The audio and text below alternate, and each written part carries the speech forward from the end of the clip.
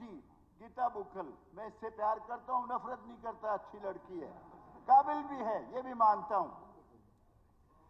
80% बच्चे चमारों के लगे खट्टर साहब के राज में, और ये जो AB बनवाई है आप लोगों ने ही बनवाई है।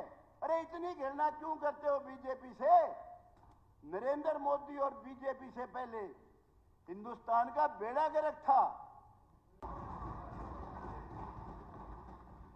देखिए 10 साल पहले का हरियाणा, कोई आदमी सोच नहीं सकता था बिना सिफारिश नौकरी मिलेगी, कोई आदमी सोच नहीं सकता था बिना किसी की सिफारिश के कोई भी काम होगा। हर काम के लिए सिफारिश की जरूरत थी। डेवलपमेंट का भी पैमाना था। रोहतक के इर्द गिर्द जहां कहीं जींद जिला शुरू हुआ सड़क बंद। भिवानी जिला एक दिन किरण चौधरी बैठी है, वो कह रही थी कि हमारा राज होगा। जब मैंने उस वक्त कहा था किरण हमारा राज कदा होगा, हुड्डा साहब बनेगा मुख्यमंत्री तो अगर थारी सरकार आ गई तो।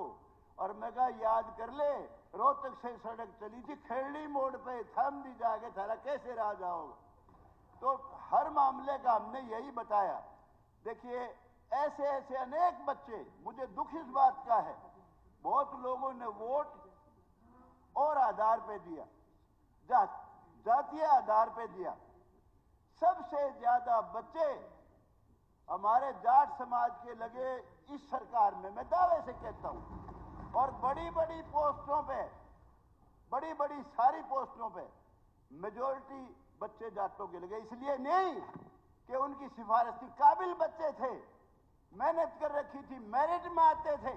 और जो हमारे चमार भाई, अब वो ये बुक्कल बहुत बोल रही थी गीता बुक्कल, मैं इससे प्यार करता हूं, नफरत नहीं करता, अच्छी लड़की है, काबिल भी है, ये भी मानता हूं। 80% बच्चे चमारों के लगे खट्टर साहब के राज में, और ये जो AB बनवाई है आप लोगों ने ही बनवाई है। अरे इतनी घृणा क्यों करते हो बीजेपी से? नरेंद्र मोदी और बीजेपी से पहले हिंदुस्तान का बेड़ा गर्क था।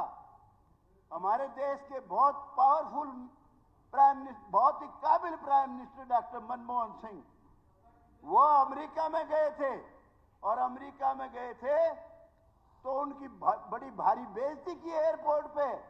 यहां तक कहते हैं, पता नहीं, कहते इंसल्ट इतनी की कि पगड़ी तक उतरवा ली। ये बहुत शर्म की बात थी, उनकी नहीं पगड़ी उतरवाई, वो पगड़ी इस देश की उतरवाई थी। इस देश का सम्मान नहीं था उस समय। नरेंद्र मोदी का मुकाबला क्या करोगे? अब क्या कहता है राजीव गांधी? जाति जनगणना कराऊंगा, जाति जनगणना कराऊंगा। एक ने पूछा, ओ राहुल गांधी, सॉरी राहुल गांधी, अरे तू जाति जनगणना कराओगा? एक वो अनुराग ठाकुर है, उसने वही पूछ लिया, बोला भाई तेरी जात तो बता दे के।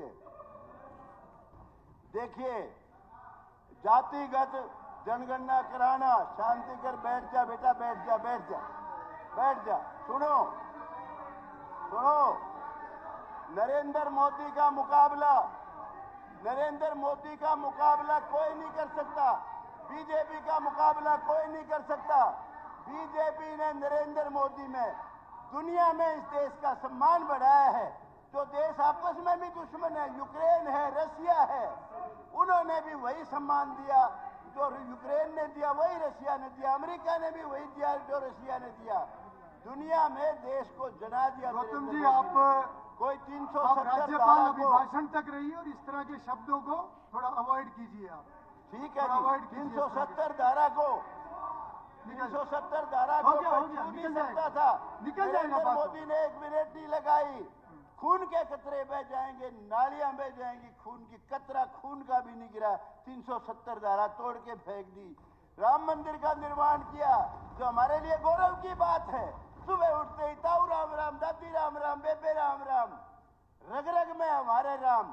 कांग्रेस वालों ने बयान दिया था, उसने वो जो आजकल इनकी पार्टी में पता नहीं आया कि नहीं आया, इनका वकील था कपिल सिब्बल, कि जी 10 साल फैसला ना होने दो इसका, बाबरी मस्जिद बनी रहने दो इसमें। अरे मैं दावे से कहता हूं, और पार्टी बना लिया भूपेंद्र हुड्डा, बेशक सूत बैठ जाओ जरा, मुझे नहीं पता, लेकिन ये पार्टी कांग्रेस पार्टी गारंटी से कहता हूं कभी पावर में नहीं आएगी, कभी भी नहीं आएगी। अरे भले आदमी जाति जनगणना और तेरे को सूझता ही कुछ नहीं, कभी सेक्रेटरी कितने, कभी कितने कितने, अजीब बात करता है। आप देखिए 10 साल पहले बच्चे किलकी मारते फिरा करते, बसों में बदमाशी करते थे और लोग पूछते थे भाई तू पढ़ भी लिया करे, अरे तुमने क्या चिंता है, सर